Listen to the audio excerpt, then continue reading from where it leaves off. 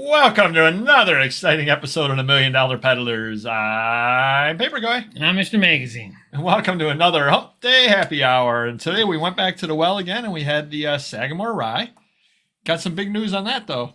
I'm going to be going to the liquor store this week and buying some new stuff this weekend. So we tapped you out, huh? I haven't tapped out, but we're kind of working through about third time through a lot of the different things. I think I made the mistake of drinking a Monster drink before I had it over here.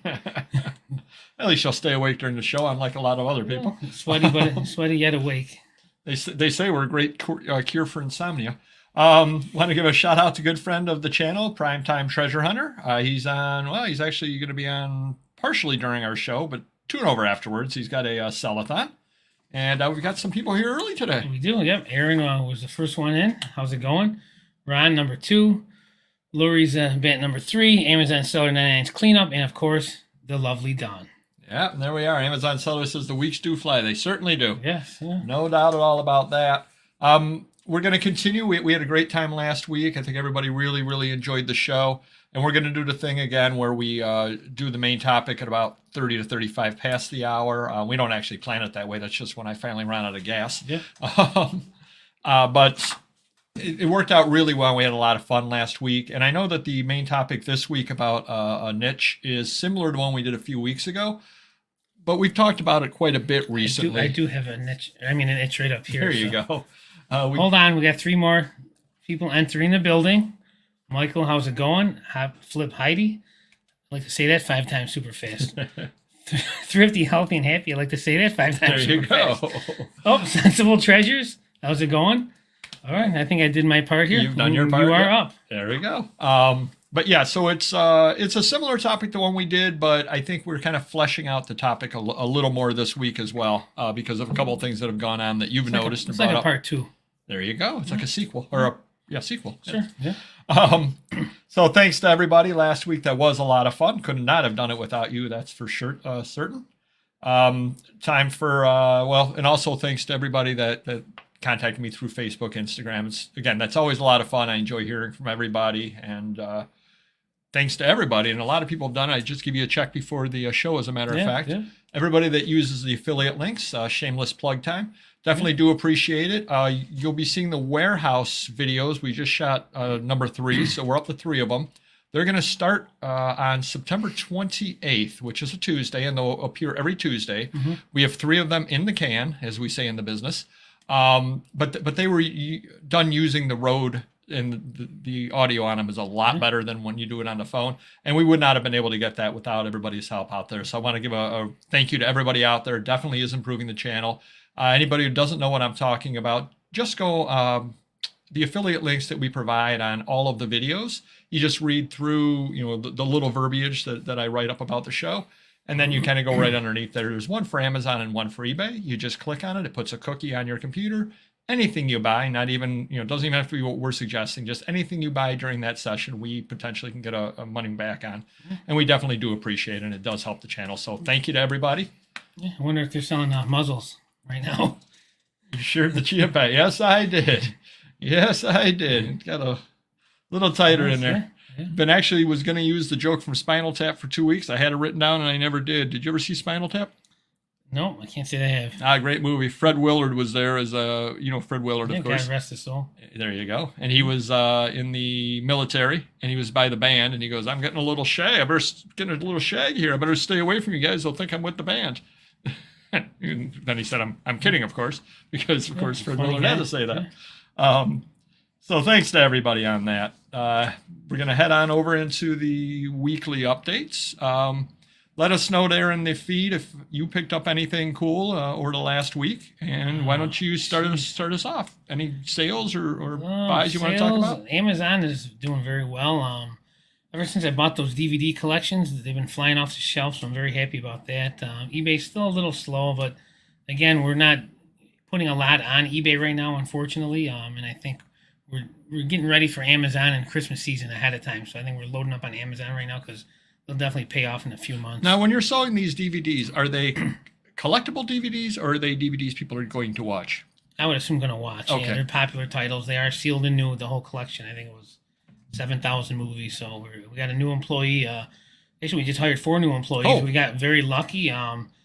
So this one we hired. He's I would say he would be an expert out of all our employees in movie and film, horror movies, and so forth. So he knows a lot about Laserdisc, Betamax, VHS. So Oh, old school. we're gonna put him right in there, and he's doing well right now, listing like a madman.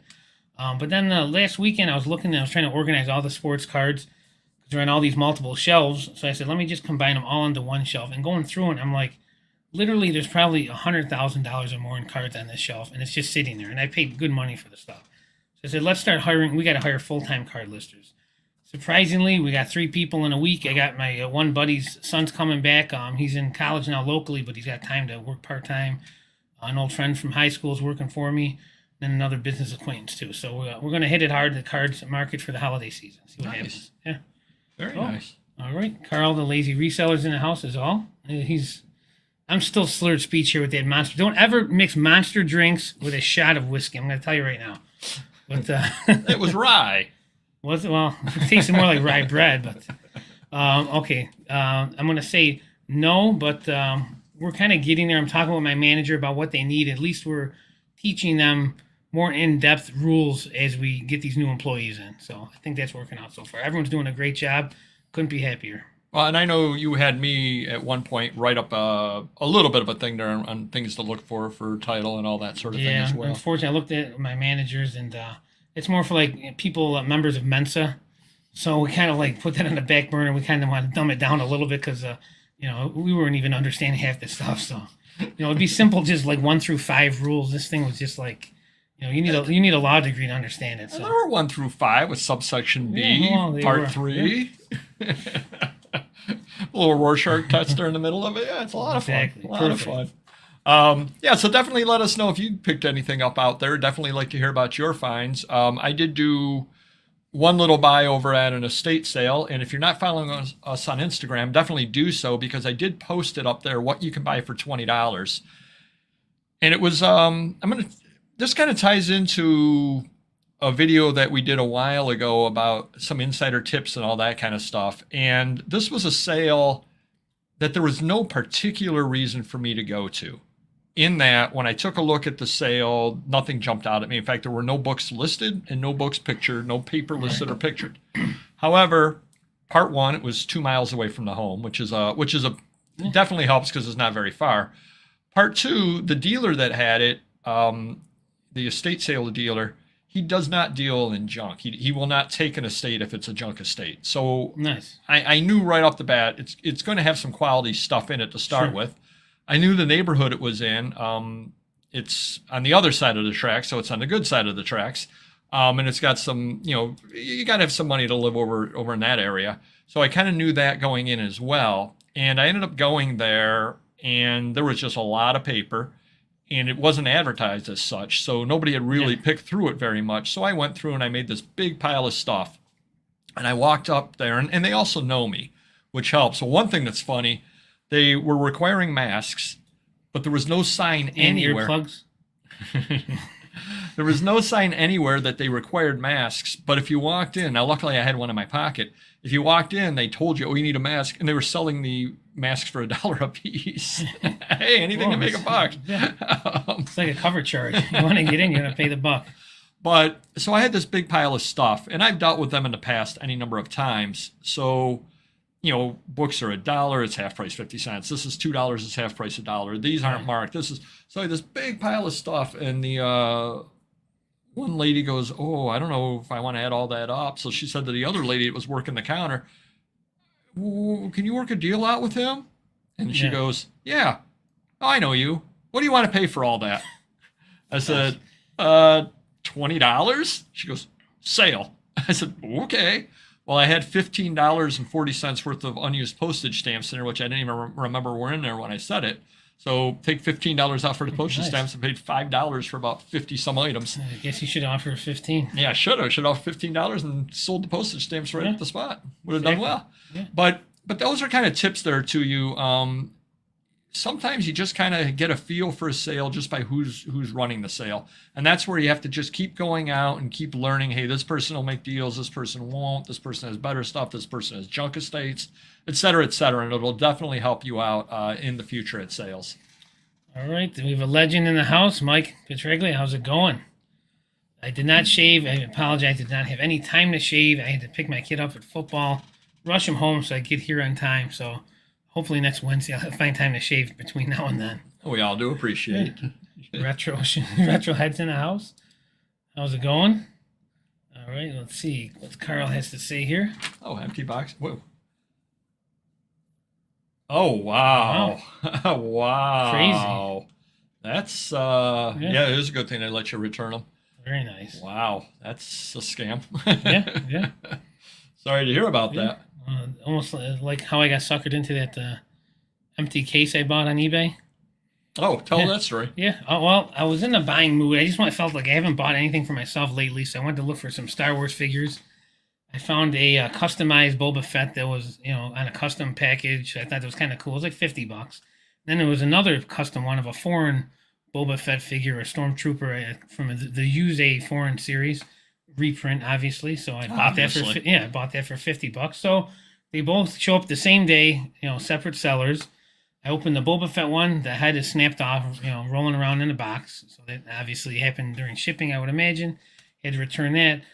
But then I'm waiting for the other one. I open that up, and I pull out an empty acrylic display case that I thought I was buying a figure and no display case. Instead, I got the display case and no figure. So double check what you're reading. I don't know if I was just in the impulse buying mood and I didn't pay attention to the fine print, but this guy was selling display cases for $50, which is a ripoff, with no figures inside. But you had to read the fine print down below, and if you're skimming through it, I mean, you wouldn't really catch that. So unfortunately, I had to return that as well, and I got my total $100 back. So until next time, I'll buy smarter, I guess. Well, one good thing to say though about that return, that gentleman just immediately accepted return. So he must kind of know. It must happen a lot. Yeah. There was another guy that did that in the past. I was buying vintage Star Wars figures.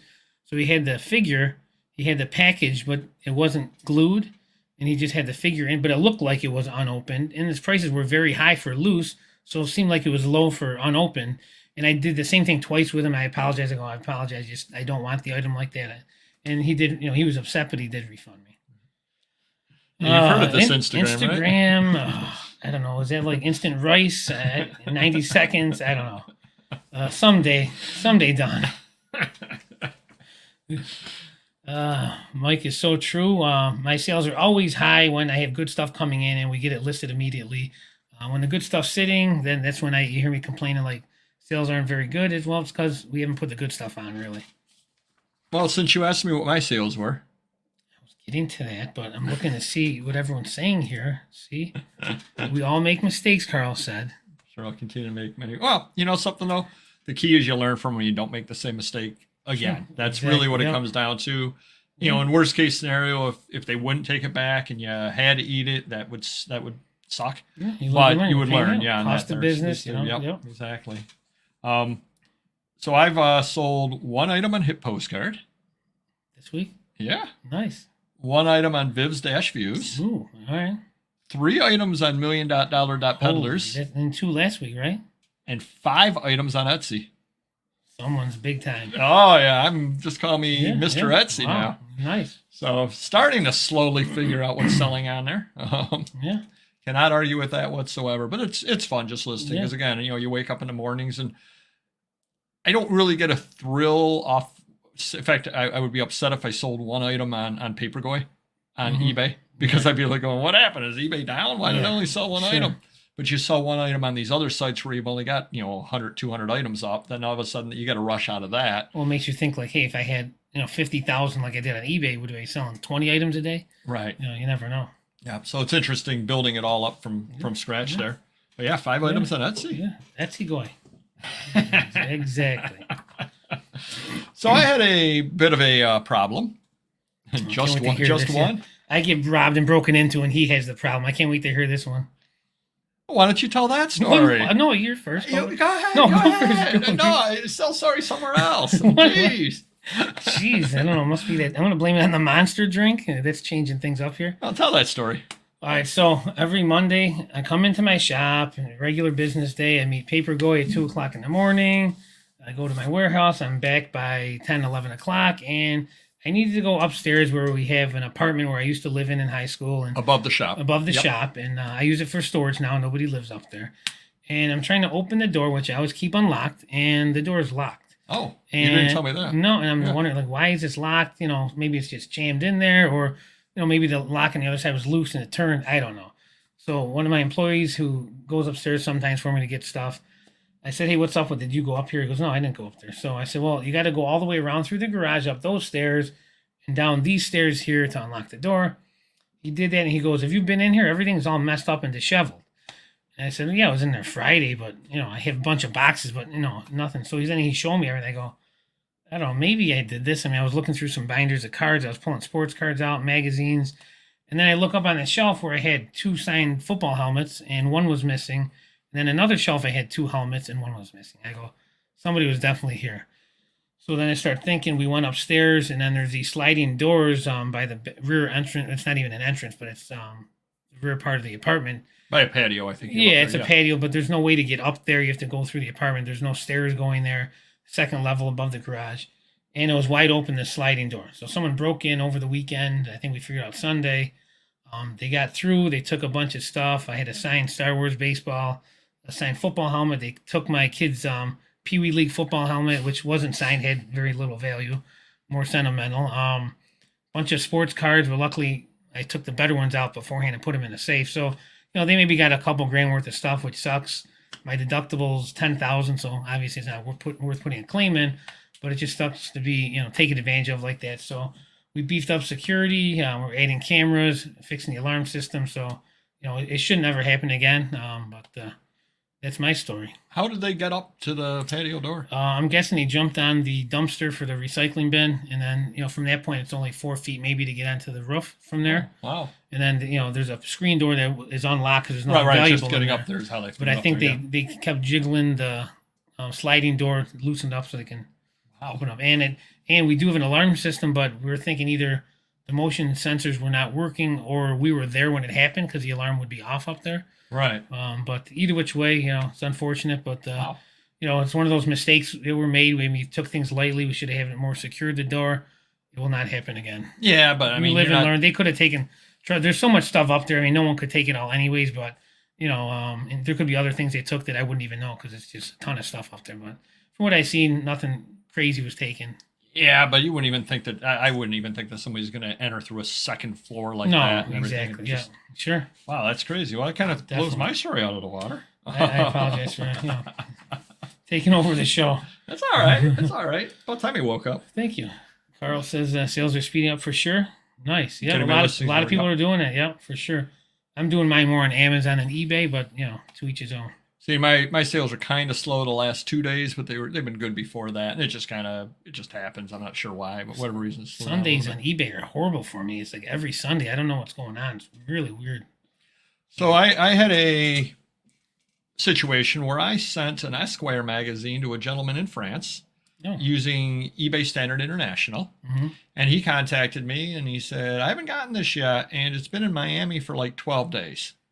And I said, all right, just give it another week or so. Who knows? Maybe it'll shake loose. And then he contacts me a week later and says, it hasn't moved. And I said, well, you're going to have to put in a claim. I said, maybe that'll shake it loose. You never know. So he put in a claim. And I didn't worry about it because I'd used eBay Standard International. No problem at all. So he opens the claim up, puts it in. And he was very, very nice the whole way about it and everything like that. And about an hour after he puts the claim in, it's closed in his favor. Wow. And they took the money from me. That's So I immediately called eBay and said, I used eBay Standard International. What's going on as far as that goes? And they're looking at it and go, well, how do you know you used eBay Standard International, the tracking? I go, because here's the tracking number. and Don't you that's always your use that? Yeah. So, But you can also tell by the tracking number because it's the ES number, et cetera, et cetera. And he goes, okay, let me look into that. Oh, you did use that. Okay. Well, did you put the tracking in when they opened the case? I said, yeah, as soon as you opened the case, I clicked through and I put the tracking in. Yeah. It's right in there. Oh, well, we shouldn't have found in his favor. We should have found in your favor. Yeah. I said, well, thank you. That's good to wouldn't have seen know. reverse that one. he goes, well, I'm going to escalate this to our claims department, et cetera, et cetera. So this morning, or yesterday, as a matter of fact, I woke up to them having sent me a thing saying that they had escalated the claim, and now I have to put in a claim with their third-party insurer, I guess it is. So what you need to do if you do that, and this is good for you to know, anybody out there, if you have a problem with the eBay standard, they ask you for the same things over again. They need to know the first and the last name of your buyer, even though it's right there. They need to know the tracking number, even though it's right there. So you have to fill all that stuff in. Then they need a screenshot of from your eBay messages of the message that was sent to you by the buyer. And you also need a screenshot of the sales record from eBay. Now, here's the problem I have. How much was this item? $52 with shipping. So it's worth doing. The hoops to jump through. Yep. But let me ask you this. Do you know how to do a screenshot? Well, I can do one on my phone, how to do one and send it. You know, I have this trouble every time I need to put a claim in with the post office because they want pictures of the box, which we don't have. You know, there's pictures before, after, and all that crap. And it sometimes it's not even worth it, you know. Well, so I Googled how to do a screenshot.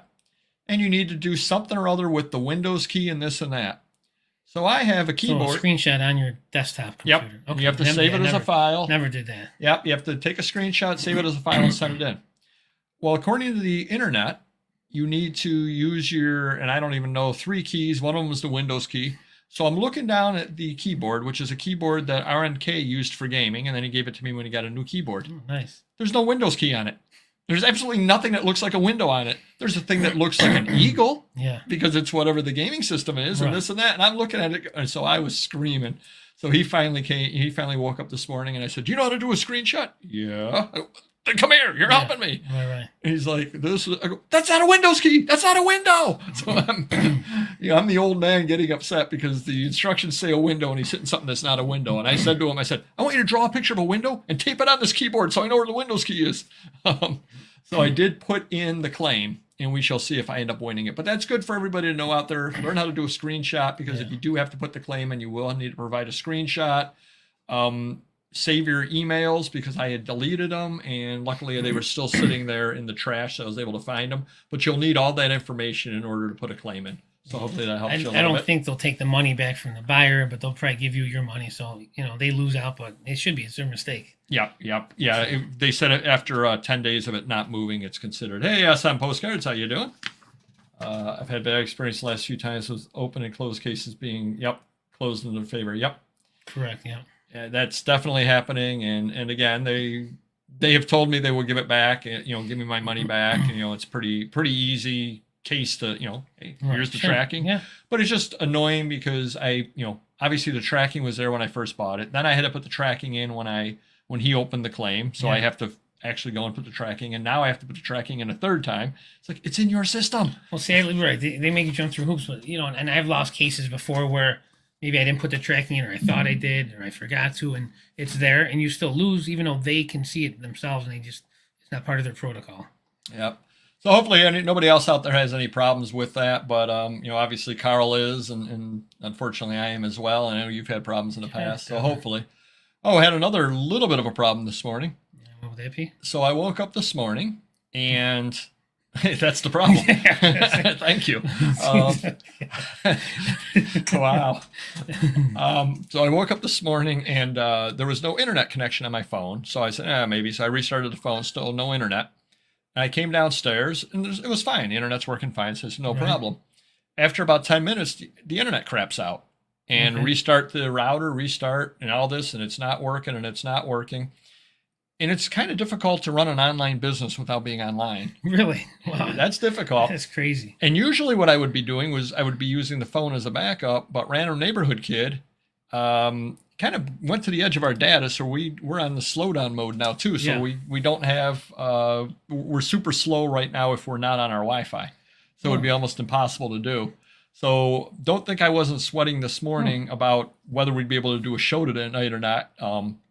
Not too worried about myself, because everybody out there, you could just open your windows up and hear me. Yeah, that's true. Well, maybe you should use that free $80 Wi-Fi extender someone gave you. We are now. Oh, is We it are working? now. Yeah, he actually Oh, Random Neighborhood Kid says thank you and Oh. says it works wonderfully. cool. I buy so many of them. Well, I bought an extra one because I needed the mesh system for my warehouse. It's 20,000 square feet, so that little device doesn't cover that. But the mesh system, surprisingly, for $50 more, covers 20,000 square feet. So if you got a big area, definitely worth investing 130. Yeah, that's good for anybody out there. Just reach out to us if you had any questions about that. Mr. Yeah. Magazine's got a large warehouse, and again, he's using extenders, and they're working wonderfully. And I've started using a small one in the house, and it's Yeah. working better. Well, that was why I asked you for it, because Yeah, perfect. Yep, you know, and I agree with you completely, Carl. They're making us, and part of it is, I mean, I've been working for the state for 30 plus years. You make people jump through a couple of hoops, and if they're willing to jump through all the hoops, and for my job, I don't make them jump through the hoops because I want them to jump through the hoops. It's so I can cover myself Right. in the end that, well, here's what they said, and here's what they did to back it up. That way I can justify it and not get in trouble myself Sure. for things, as opposed to, well, I just gave it to them because, you know, I mean, you got to have Yeah. some backup for it. But I tend not to ask people to send the same thing multiple times. That's kind of Right. doesn't work too well for anybody. Exactly. It's not the money that upsets me, it's the waste of time. Yeah, and that's absolutely right. That's absolutely right. And if it weren't 50 some dollars, probably 20 years ago, I would have still been following through on it because it would have been the principal. And even if it was $5, I would have been. But, you know, nowadays, $5, I'd be like, I guess I'll just eat it. But they made the mistake. But, you know, Right. for 50 some dollars, Yeah. definitely going to make the, you know, Sure. definitely going to do it Exactly. on that. Nothing much on flea markets. Did see a subscriber out at the flea, Oh, Joe very Losi. cool. If you're Oh, yeah. out there, hi Joe. Yeah. You'll probably watch on the replay if you didn't make it. Did see him. I talked to him for a little while. He said he liked the show and everything, so that's good. Cool. We were actually on our way to the good flea market when it started raining, and I literally said, "Go north instead of south over at the 395.90." So we went to the crappy flea market, and there's a reason it's a crappy flea market. There wasn't very much there at all. Lived up to its name. It certainly did. all right. It certainly did. Can't imagine a lot of people want to go to something called a crappy flea market. But hey, you never know if that's the only game in town for that day. That was the only game in town that day, as a matter of fact. And also be going to Ohio middle of October. Just booked the hotel and all that kind of stuff. Oh. Going to be going with Mysterious Benefactors, so that should be good. Nice. Got the one buy that you gave me the lead on, and Oh, I forgot to make that phone call. I was just going to ask if you made that phone See call. what I'm saying? I need a secretary that could shadow me everywhere I go all day. So anybody out there, I got a lead for Mr. Magazine at the flea market, at the crappy flea market. I did get him a lead. Guy's supposed to have a whole storage unit full of magazines. They're probably not going anywhere too fast. We probably don't have a lot of people buying them out from under us over here. And for the record, I have one of my pods in my container for sale on Craigslist and eBay. If anyone's interested, we'll take offers on both of them. One has 500 boxes of magazines. So I think 50,000 magazines. The container, trying to sell that as a whole, and I think the pod's got 1,000 items in there or something crazy. So Hey, We'll see. yep, see what's going on. We'll friend of mine. Oh, there you go. Hey Joey, how's it going?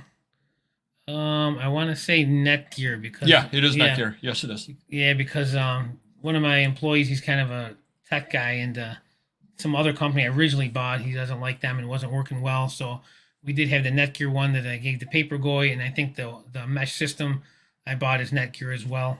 Got it at Best Buy, and the mesh system just covers a bigger range. It looks like a router, but it covers like 20,000 square feet, and it's only like $50 more. So definitely worth the investment. And I want to ask everybody out there, just kind of give us your ideas in the chat. And you don't know this either, so I want your ideas as well. Okay. So I was doing a search in my, I grew up in Ohio, please. Yes, I'm going willingly. Going to see the Browns-Broncos game. Thank you. Oh, nice. You'll be seeing that. And then I've got I'll get back to my story over here. Then I did reach out to the gentleman that's got the magazines on Craigslist to see if he still had those available or not. And if so, then I'll set something up with him as well. Cool. Thank you, Joe. Yeah, and actually funny, I was talking with Joe when we were walking around, and I said, geez, there's not much here this week. The only thing I saw that I might buy is over a calendar over at the first thing. And he goes, oh, the calendar with the cows on it? So he had seen it too. And he goes, yeah, I probably should buy it. I can make some money off of it. And I go, yeah, me too, but I don't deal with calendars. I haven't bought anything anyway. So I ended up buying the calendar, but both of us saw the calendar. So that was kind of funny on that part. But so I did a search in my email when I was looking for the information for that claim. Yeah. And guess what I found? I found an invoice that I had sent out to a buyer who purchased magazines. They were up in Canada, and they purchased, I'm going to say, 8 magazines from me Right. in 2008. Wow, nice. And they've got my descriptions of, not the item description, but the title Yeah. and the dollar amount I charged on them Hmm. for 2008. So I want to present that on the show because it'll be very, very interesting in how everything's changed.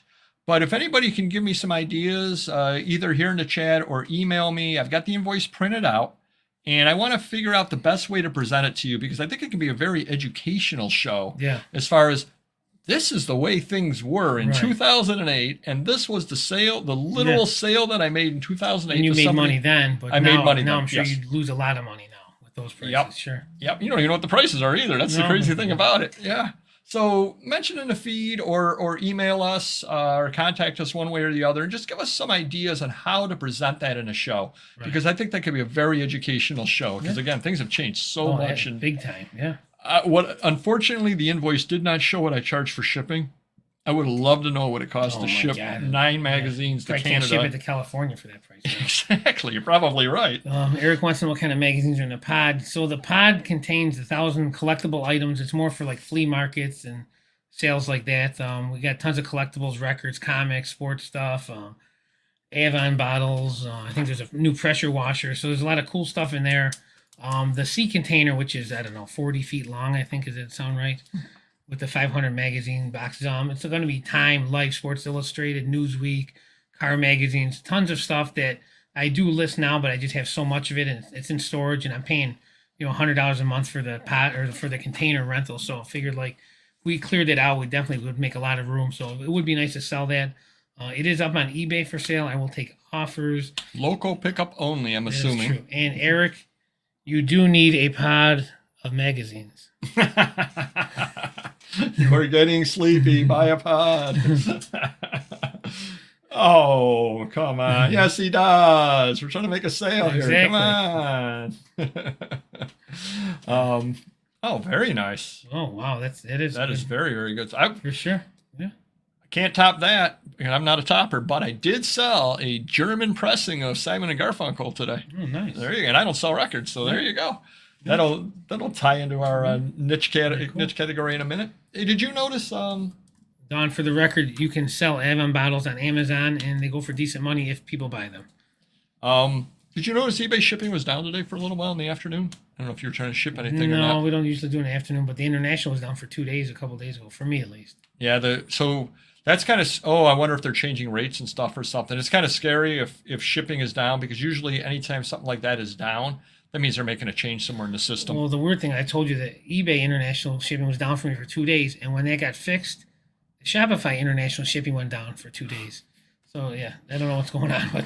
Hey, and I wanted to ask everybody out there one quick question. I'm going to ask you this question, and everybody else out there can chime in as well. Back in 1997, boy, has it changed. Yep. Sure. Yep. And again, this will be an interesting, so if people can tell me the best way to present that, it'll be interesting, because even my titles, I cringed when I saw this. Yeah. I said, oh, how did anybody buy that? Right. But that was just the way you sold back then. Sure. I'm going to ask you this, and everybody else out there, I want to know your opinion before we head into the main topic. All right. A magazine, say an older magazine, 1960s, let's say. All right. Life, Look, Time, Newsweek. If you had to choose a genre for it under item specifics, you could choose sports, you can choose art and photography, you can choose all the various ones. Right. What genre would you choose for that? Maybe news? I put it in news all the time. Mm-hmm. But what's being suggested, what I think a lot of people are doing out there with those things, is they're putting them in history. Oh, Which I guess at this point they are history. But Yeah. I guess my question to everybody out there is a 1967 Newsweek news, which was what it was originally presented as, or has it become history? Well, that makes sense. And yeah. at what News would be point- current news. At least you would think it'd be current news. Yeah. Yeah, so it was kind of, I was just thinking, I get bored sometimes when I'm looking at item specifics and I start trying to figure this out. I'm like, why does it keep pushing history? Yeah. Well, obviously that must be where a lot of other people are putting those kind of magazines at. So but then my next question is, when does it change from news to history? I got another question after we answer this one. Yeah, I would say A year, really? 2 years? I mean, Yeah, right. it's gotta be current. Yeah. I do have a question. Mhm. How many years do you consider vintage to be? I'm very bad at that. Anything, if I was alive and could have bought it off the shelves. And I was Yeah. born in 1969, so I'm not 1970. I couldn't have bought it off the shelf. I wasn't capable. Right. But I'd say late 70s on. That's new So- stock. That's new So stuff. you're talking You're talking 40 years. Yeah, roughly. So that's new stuff to me still. I always thought it was like 25 years because, you got vintage and you have antique, which I would think would be 40, 50 years. So a gentleman bought, I had a Kiss poster, original, never opened out of the tube. Oh wow. And it was 1990. And I think we said 1990. And on the poster it says 1990. You can read on the bottom. I see where this is going. No problem, right? And it went for $100. We took comps, I think, on Terapeak. So he clearly, and I think we said vintage 1990. He gets it and is very upset. It's not vintage. Vintage Kiss is 1970s. I said, well, we never said 1970s. We said 1990s. We let him return it. It's still unopened, whatever. So I'm like, I'm going to just Google what vintage, I always thought it was 25 years. So I did Google, how long is vintage considered. One site said up to 40 years, 50 years is antique. Another site said 25 years is the new vintage. Wait, 50? That would make me antique. Yeah, antique. But I guess there's a new vintage now. That would be 25 years. Then old vintage is 26 to 40 years. So it's open to interpretation. Nevertheless, we listed it correctly. See, but that's crazy. If you handed me something from 1940, yeah, that's not an antique to me. An antique is 1880s. Yeah, that's really right. Yeah, so 1940s, that's Right. vintage. It's old. I guess it all depends on certain, like Star Wars vintage would be 20 years. There you go. Yeah, Star Wars vintage would be 77 to 83. So it all depends on What you're talking what the about item too, is right, as well. yeah. So National Geographic, it would have to be 1800s. I would think 1920s National Geographic is pretty common. Maybe that's vintage for National Geographic. Well, even if you think about it, I mean, Oh, vintage Pokemon. 1999. Yeah, right. Exactly. That's interesting. Yeah. Etsy's rule of 20 years. Yeah. Yeah. That's actually Oh, we got history. 20 years. Yes. Here we go. Here we go. history. There you go. So maybe we say I'm gonna 40. start It's, changing. but it's 25 to 40. Let's say it's got to be in that range. I just don't like you calling me an antique. That kind of hurts. You are antique. As long as I'm minty, that's the key. Yeah. 1990, children want their childhood toys. Yeah, that's All right, here we go. A lot of good answers here. Yeah. 100 used to be antique, then it changed to 80. So 100 would be 1920. I could buy that. I could say 1920s. That's old stuff. Yeah, but is 1930 vintage then? That's too old for vintage. There's got to be an in-between name then, like Vintique. new antique. Well, if there's a new vintage, there must be a new antique. Vintique. Don't take that. Yeah, I'm going to put that here on you go. t-shirts. 21 to 99. There has to be something in between there. So maybe we should make something up. I like Vintique. Oh, that's true. Yeah, I like it. Well, antage? Yeah, there you go. Yeah. There's no wrong answers here except No, the there's paper not. boy's trying to sell us. Oh, wow. On that note, we're going to head on into the main. Well, we got a couple more comments over there. We'll head into the main topic. Asperger's in the house, 20 years 20 it is. years, yeah. I agree. Yeah. Well, they could do it like comic books because that's kind of cool. They got 20 the years, different though. eras. 20 years is That's 2000. 2000, I know. Oh, I mean, I think a lot of it does have to do with what you're talking about as well. Because obviously, Right. a 2000 Pokemon is vintage. There's no doubt at all about Right, that. I guess I have a hard time because I come from the sports card world. I have a hard time thinking of a 2000 card as being vintage. I Right. just really do. It's like And I think comics did it great. You got the Golden Age, the Silver Age, the Bronze Age, Copper the Age, modern, Modern Copper, Age, yeah. modern. Here's a problem I have though. Right now it's current age. So in 50 years, what's more current than current age? Current age isn't going to be current. currently current. New current? New current. New current and old current. See, now, for some reason, this is all reminding me of the Spinal Tap where they're like, well, we were called the originals. Then we found out the name was taken, so now we're the new originals. Yeah. Looked it Wiki up. says 100. 100 antique. Okay. Oh man, what an answer I could have on this channel here. Yes. Oldest item up for sale that I have would be I've got a couple of books from the 1820s. Oh, nice. Yeah. maybe 1817. I think I just picked up an 1817 book. So 1810 era books. My trade cards are 1880s for the earliest. So yeah, cool. Nice. Hey, 1987 Ventures. How's it going? Alrighty, into the main topic. And basically it is, how do you choose your niche on eBay? How did you get into it? Why did you choose it? And I want to open this up to the floor as well for people kind of giving us their little stories. But this whole thing came about because of something you were telling me. You've relayed on the station before how you had the PlayStation, a PlayStation that you were not able to get anything close to price for. Right. And then you were telling me you have a sports card, a baseball or a football card box or something like that.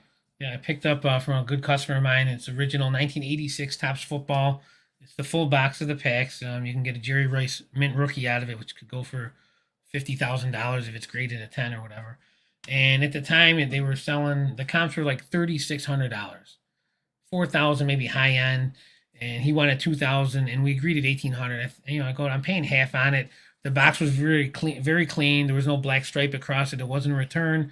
So I'm thinking, geez, I can easily, and this was going back a couple months, maybe 2-3 months ago. I should be able to easily double my money, less the fees or whatever. And it's still sitting in my eBay store. I had it for $4,000. It never sold. Then I put it to $3,500. Then I think when my employees left, I put it on sale by mistake. It was actually down to $3,000. I got people offering me $2,000. So I'm like, this couldn't have gone down that much. So then I looked at comps, and they're still in that condition box without the black stripe, $3,500 to $4,000. So, and they're selling. So I go, how am I not getting the price for this? I can't even get close to that. And I don't understand. I take an offer, but I don't have to take a low offer. So if I got it for $3,600, maybe I'll take 32, 33. I'm still making money. But why would I take less than 3,000 even? But between the fees, you're making good money, but I'm selling it for $1,000 less than other people with the same thing. So, it just blows my mind, that I don't get the prices. I think people sometimes look at my big eBay store as like a pawn shop, or a consignment or a store. flea market or something like that. A little bit of everything, as opposed to. But that got us talking a little bit, and you do get, back when adult was on eBay, you got price for adult. Yeah. And you were saying that you do fairly well with magazines on eBay, price-wise, compared to other people. Yeah, I do now. We got smarter over the last few years. I picked up some rare stuff, but we're putting higher prices on there. And, we take lesser price. We might take 10, 20% off, but they're selling way more. Our average ticket for magazines is probably doubled from 5 years ago. But we got good quality, rare stuff. Same thing with the adult section. You price them higher, you have good condition stuff. People like, the product you're selling, the condition, the way you pack it. Then they'll buy multiples, and that's how you get a good customer base. Well, I think one of the things that helps you overall for your business, but hurts you on an individual item, is the fact that you're willing to buy pretty much anything and get it listed, right? And that you're making $50 in a item, $20 in a item, $30 in this item, and at the end of the day, that's what matters. Right. But it does kind of add to that bizarre feeling. Yeah. Because, you might all of a sudden tomorrow have 50 different lots of marbles up if somebody walked in, right, with those. And so you tend not, you do specialize in your niche of magazines, but you've got so many other things listed in there. And I think that kind of helps you but hurts you as far as that goes. One plus, and I just thought of this, that we don't deal with anymore because we don't have the adult stuff. Those religious people they'll email me from time to time. I'm not buying from you. You sell adult stuff. So we've eliminated those people that won't buy from us. So now we should have more people. And maybe that's partly the reason we're selling more magazines, or eBay has their, algorithm where we got to keep up with so much of the items we have on there for sales. I don't know. See, whereas I tend to specialize in paper. My name's Paper Guy, if you didn't know. And I will buy things outside of my niche, and I will, I show them to you regularly on the bolos. Yeah. But they tend to be such slam dunks. And what might hurt you with your prices are people like me that will come in, and obviously I'm not going to sell that card box, right, but I have something or other that I pick up for $1, because in order for me to buy it outside my niche, it has to be so obvious. Yeah. We'll take those, which I haven't done anything with yet, but the $15 worth of unused postage stamps. Right. I bought them. I paid essentially nothing for them because I ended up Yeah. getting about 50 items at that sale for $20. Right. So I've got, what is it, 40 cents an item. So I have 80 cents into $15 worth of postage stamps. Right. If I get $8 out Yeah, I of was them, gonna say 8, 10 bucks. $8, $10, that's just about, take my fees out. Yeah. I still made money on them and I don't care. I want them gone when I get them Right. listed. I want them gone because I'm not a stamp dealer. Right. Well, that hurts the established dealers and the people that are into that because I just come in and I undersell them because I Right. don't care. Right. Right. And it's that way on anything outside my niche that I buy because I'm not paying a lot for it. Well, that happened to me with those stamps I bought for thousands of dollars, where they were 5,000. I'm thinking I'm getting $4,000 like all the other stamp dealers. I take 2,500, 3,000 because that was the only offer. But I made a killing. Why wouldn't I? Yeah. But if the stamp dealers had that, they may have gotten $500 to $1,000 more. Yeah. Because So it people- works both ways. So Yeah. Now, how did you pronunciation of niche? I just think niches get stitches. yeah. Sorry, niche. Oh, There. you go. A lot of Skull's other Halloween stuff last week. Found a rubber bat and set it aside. Looked closer, found it was a 1979 metallic. Ooh, Gregory Vampire. Whoa, Oh, cool. whoa, nice find on that over there. For sure. But how did you find your niche? Well, I gotta say, I'm always gonna go back to Collier's magazines? No, never. I'm gonna go back to the time where I got kicked off eBay. I don't know, was it 13 years ago for the 30 days, and I found Amazon. And at that point, I go, I got to start up from Amazon. I got nothing on eBay for 30 days. I got to start from scratch. Nothing on Amazon. So I started going through my house, my collectibles. I found video games. I found CDs, DVDs, magazines, and I had a ton of magazines, and not the adult type at that point.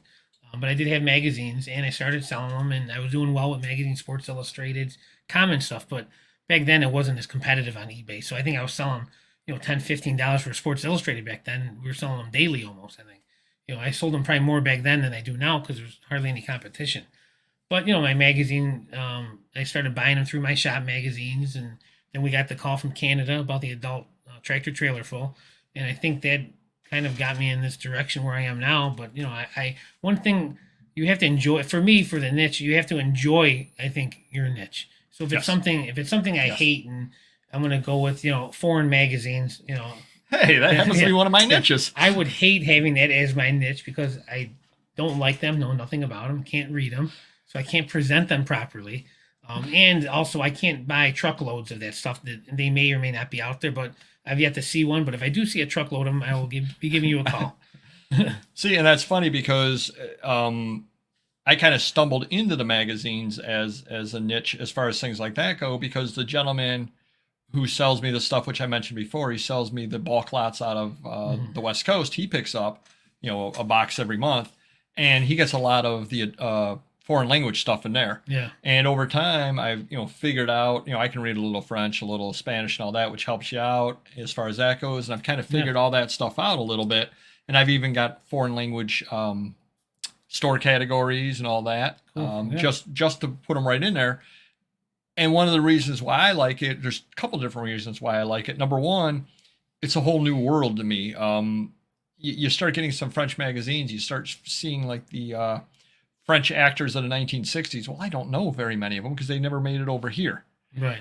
I find that interesting. I waste a lot of time is what I do. I start looking on Wikipedia, reading, oh, wow, I didn't know this happened. I didn't know this happened.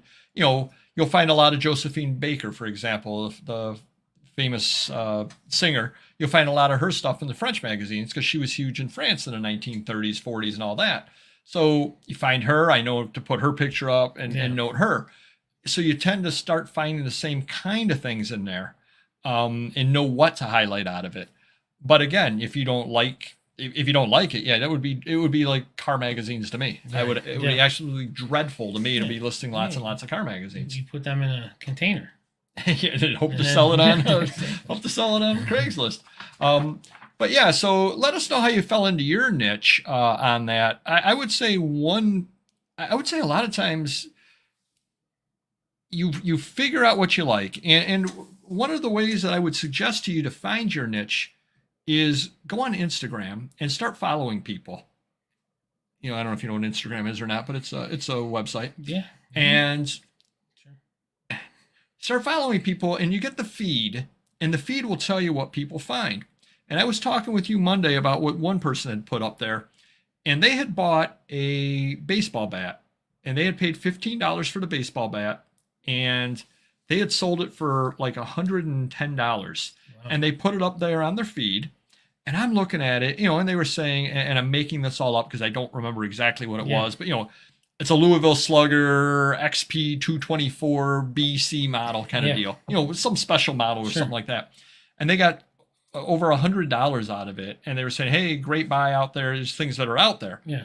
And I was laughing because I don't deal in baseball bats, and I'd be happy to get $15 plus shipping out of it. I would have been happy to have sold it for $15 because if I had it, I would have gotten it free in some deal. Right. Well, another problem is, say you love bats, buying and selling them. It could be your niche, but you're not going to get bats on a regular basis, most likely. Well, actually, you might, though, because you might all of a sudden at that point, you might tie into the guy at the sporting goods stores. You know all them, to play it against Sam. Right, those things. And all of a sudden, some sporting goods store goes out of business and you're there bidding on the bats, or you start moving over that way. Right. But take a look at the feeds on the Instagram, and it is so funny to me to look at because these people are all there telling about their buys, and they're great buys. $10 sold it for $120, $8 sold it for $65, and everything. And I don't think in the last week of looking at the buys there have been anything that I would have paid what they paid on it. Yeah, right. Without knowing what they were going to sell it for. Sure. Just because. And it's so funny because I'm in such a weird little niche here with the paper that other people aren't in. But there's a couple of different ways. So go through Instagram and take a look at the feed and see what other people are selling. And you might end up looking on there and say, oh, that's really good money on that. And then do a little more research off it and you find your niche. Now, you were mentioning, though, about not being able to find the stuff. And that ties into another point that I was going to make. If I told you that tomorrow and the rest of the week, when you go about your business, I want you to look for coffee makers, like at the bank. What kind of coffee maker do they have here? What kind of coffee maker do they have? Guess what you're going to start noticing? Lots and lots of coffee makers all right. where you probably have never noticed them before. Right. You just walked right by them. True. So I don't deal in stamps, so I don't notice stamps unless there's a gigantic box of them super cheap. Right. But I bet if all of a sudden I decided I wanted to be stamp coy, I bet if I started going around to sales, I bet all of a sudden magically lots and lots of stamps would be appearing because they're there all the time, but I never looked for them before. Yeah. So take the bats, for example. Yeah. Every estate sale may have some out in the garage.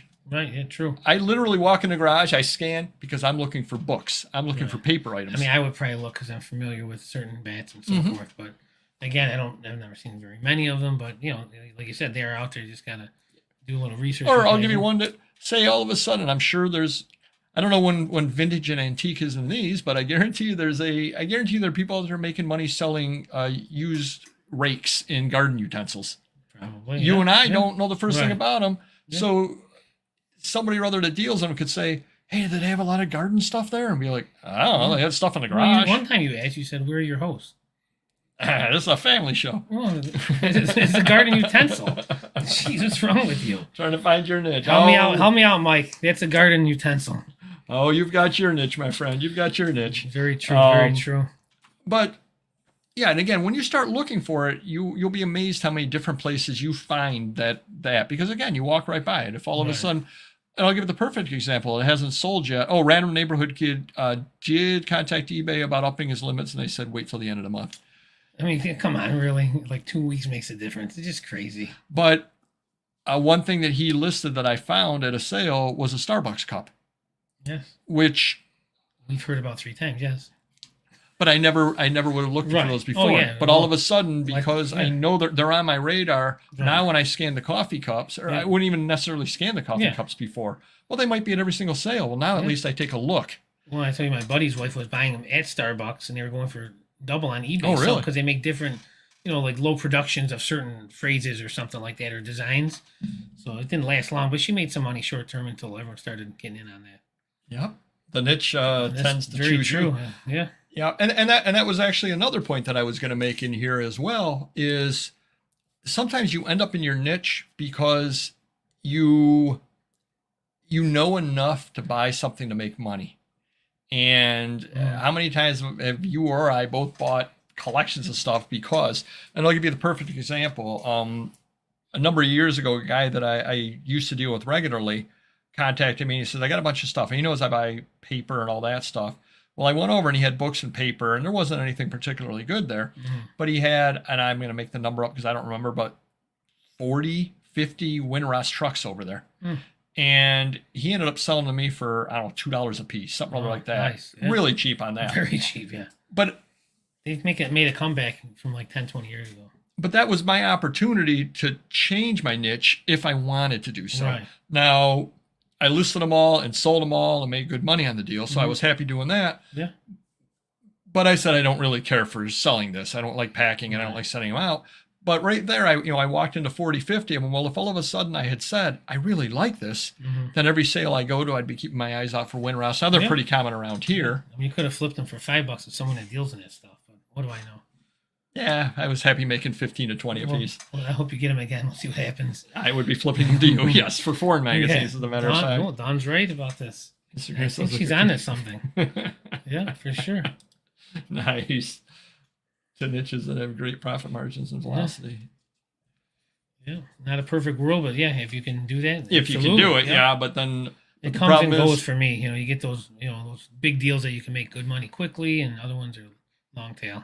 yeah, it's got to be fun to list though, unless it's especially if it's a large deal, because otherwise there'd be nothing worse than tying up all your money, tying up $20,000 in some deal that you absolutely hate listing, and then you never end up listing it because it's terrible. Yeah. So it has to be something or other, and again, there's also the level of, you might be able to make a lot of money selling glassware, but then you got to pack it up when you send it out, et cetera, which I'm too old to do all that.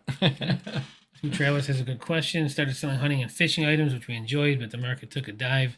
So now we sell everything which we hate because it sells. Should we start over to find something new? Yeah, that's a tough one. I mean, go with your heart, man. What do you think?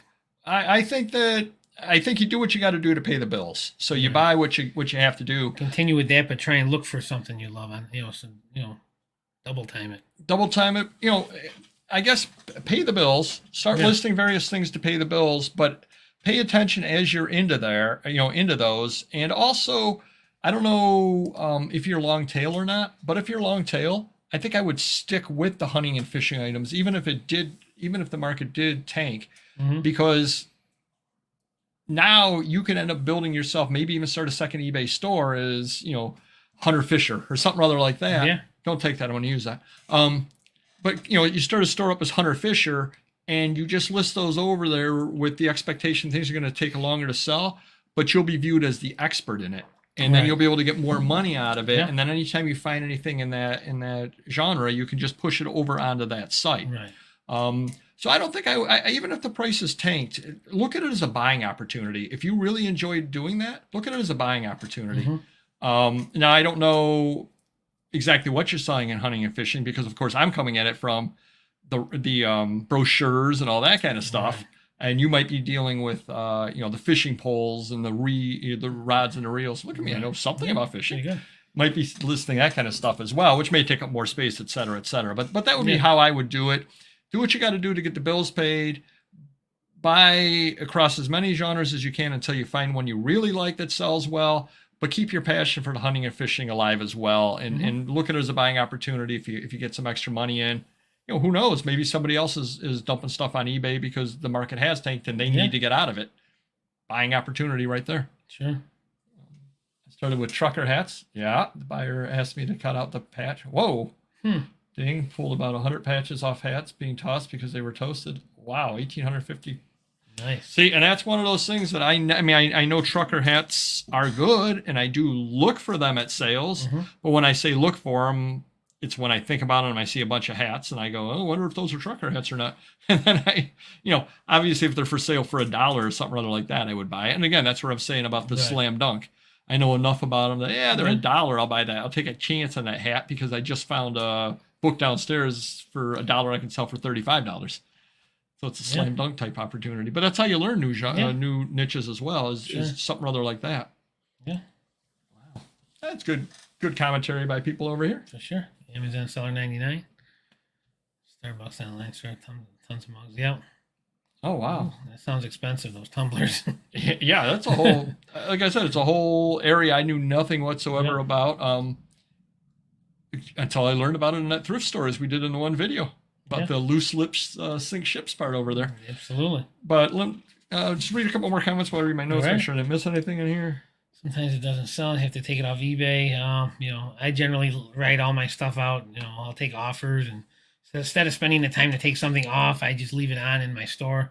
If you got to take a low offer, I'd rather move it that way than to just, if we take the item off eBay, it's going to sit in the corner and just rot anyway. So yeah, you've already taken the time to list it, and now with the listing fees being what they are. Yeah, in the eBay store, I just write it out, put it on sale or take an offer or something, just get it out of there that way. So let me ask you this, and everybody out there is sharing their niches, which we definitely do appreciate, or their niche, and Don shared her niche as well.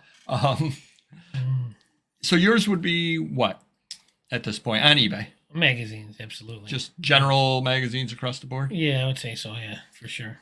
See, in mine, I was thinking about this. I wrote down what they were and what they are or what they're going to be because of deals, foreign language magazines, which is a tough niche because a lot of people don't necessarily buy, although I do sell a fair amount of, what is it, the Illustrated London magazine? Oh, yeah. I do sell a fair number of those, but people tend to buy those as one-offs for content as opposed to wanting to buy every Paris Match magazine or anything like that. So I do sell those. I did buy that large collection of opera programs and all that, and I've got to get those listed. And actually, that gentleman did send me the free stuff. Cool. Showed up today to find it on my porch, so nice. I did reach out to him and thank him on that.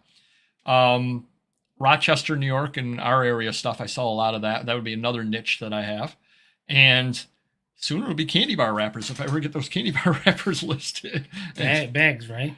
Oh, bags, yeah. It's not really my niche, but I do buy empty bags when I see them out there. Yeah, so those are really, really popular trending. I mean, selling empty bags and candy bar wrappers, I think that's the number 2 trend right now on never sells on Google. That's true though. But that is another thing too to think about. Find a niche that everybody else isn't into. I think too many people chase it. Too many people. What are the hot things right now? The sports cards, Pokemon, Garbage Pail Kids, all sports cards. It's football season now, so they're the hot ones. NBA's coming up; they're going to be hot. Baseball will slow down, so yeah, it's definitely seasonal for sports. We'll just take comic books for example, and say you want to do 1960s and 70s comic books. What are hot? Superheroes, Marvel movies, anything that's on HBO Max that's comic related. So what should you, assuming you are a typical person and you don't get really lucky and get a great van load full of comic books for really cheap, assuming you're not like that, and you're going to sales and you're going to fleas and you're picking up the typical ways, what should your niche be in the comics? Well, if everyone's doing that, you could turn to westerns. You could turn to Archie comics, cartoon characters, TV shows, things like Charlton, all that kind of stuff. So let everybody else, let all the big dealers or all the the local big guys go and kill each other and bid each other up at auctions and kill each other being there overnight. And guess what they're going to leave for you? They're going to leave the Tweety and Sylvesters. They're going to leave the Top Cat and all that kind of stuff. You can make a really good living. And one thing that I know I've told you about, I do get the Overstreet Price Guide every year. And there are people up front that give market reports about the comic business. And there's one person out there who, I didn't read this year's market report, but every year he talks in a market report. You know what his niche is? Archie Comics. And he's getting 3 times, 4 times, 5 times guide for stuff. Crazy. Because he's got every Archie, not everyone, but he's got all these Archie comics. He knows them inside and out, everything about them. He knows the Canadian price variance. He knows this, he knows that. So if you need Pep Comics number 274, it's hit or miss finding it anywhere else from anybody else. Or you can call him and get it. So if you need 3 left for your set, are you going to wait and hope and try to find it? Or are you going to just call him and you're going to say, geez, he's guide at $10 a piece and he wants $25 each. You know something? I'm going to just pay the $75. I'm done with it. I got the whole set now. So he has built a very, very good business out of a niche that most dealers don't want to deal in. Right. Most dealers don't want to touch the Archie comics, and he makes a really good living off of it. So kind of watch what everybody else is buying, and then buy the things that are not quite so hot, or the things on the fringes of what they're all buying, because you'll find out you can do very, very well. And it's a good way to get a niche. Yeah, we got someone's getting very vocal in the bottom of the ninth. I like the paper niche, but it's slow seller. It is very slow seller, but Paper mags are slow. Snails list them. You have to think like a sloth to do paper. Jeez. I guess I'm thinking like a sloth. And I'm out of shape right now, so I'm a little slow as well. Oh, this guy's killing me. It's the Radio Parts Comedy Hour. I bet if I shaved, he would have been a little nicer about my niche. Tip your waitresses. They work hard. Yeah. Esberg wants a candy. I agree with that. I'm a peanut butter guy. Yeah. Slow pokes like mags and paper because they're easy to list, but too slow for me. Yeah. No, there you go. Well, that's why. All right. Well, I guess you should start selling me all your paper. Or Wholesale. Or paper. Wholesale it out. Since you hate it, yeah. English company, school screw. Oh, I said never again, but they suck again. Yeah, Yeah, exactly. Yeah, exactly. Exactly. The market's never wrong on that. Yep. So hopefully that was a fun conversation for everybody. I'm going to skip the subtopic, put that in next How many weeks? That's like 5 weeks. Yeah, we'll get to it at some point. At some point. Time for the rambling story of the week. And this one has actually got a medical theme, and I probably shouldn't tell you this because I'm going to be breaking my own HIPAA by telling this. Okay. But I had a situation a while ago. Well, we'll leave that one off. We had a different situation. Now, I actually had a wart on my finger. You probably see me picking at it here and there. Oh, that was a big hangnail, but okay. Nah, it's a wart. So I went to the dermatologist to have it looked at. And, he takes a look at it. And I don't know if you've ever had a wart removed or not. I don't believe so. They use some kind of liquid, I don't know, nitrogen or something other like that. And they spray it on there and all that. And then it takes multiple treatments. I had a mole removed, I think the same concept. Okay, yeah. So he does that, and he says, if you want to speed this along and help it out, he says, get some Compound W, which you've heard of that before, and duct tape. And I laughed. And he goes, no, I'm serious. Get Compound W and duct tape. And I'm thinking to myself, that sounds like something I would have done back in the day to fix my car, like body work on my car. Yeah. I'm out of Bondo. Hey, some Compound W and some duct tape will fix that back up for me. So I was like, okay. So I actually went home and did a little research on it because I'm thinking to myself, where exactly did this guy get his medical degree at where Compound W and duct tape is his idea to fix something? Turns out that actually does work. Wow. Believe it or not. I guess the lack of the oxygen ends up hurting the wart. So there you go. If you're at home and you want a little home treatment, Compound W and duct tape. Not only are you a tortoise, you have warts. And your mom is so slow it took her 9 months to make a joke. Oh, man. Hey, I resemble that remark. Exactly. All righty. Well, join Mike for his comedy show. I'm sure it'll be debuting soon. Thanks, everybody, for showing up. Fun conversation. Do check out Primetime, Ready in Progress. And do contact me or us via the email. Just let us know the best way to present the 2008 sale, because again, it's interesting and I think it can teach a lot, but I'm still working out in my head the best way to present it, that we have a good lively debate about it. Sure. So do reach out to us and give me some ideas. Definitely willing to listen to them. Great show, everybody. We never asked anybody to hit the like button. No, but someone else did. Oh, back, didn't they? Did they? I don't know. Hold on, let me. I don't know. Jeez, didn't I say that? I had it up there. You didn't say it. No. Geez. Well, hit the like button if you could. Oh, I'm not good at this anymore. It's getting too late. You're crashing. What can you do? Yeah, it's that time. Someone did. Well, all right. Well, hit the like. Alan. There we go. I knew it. Oh, don't forget to smash that like button. Thank you, Alan. You're doing my job for me because we're all discombobulated.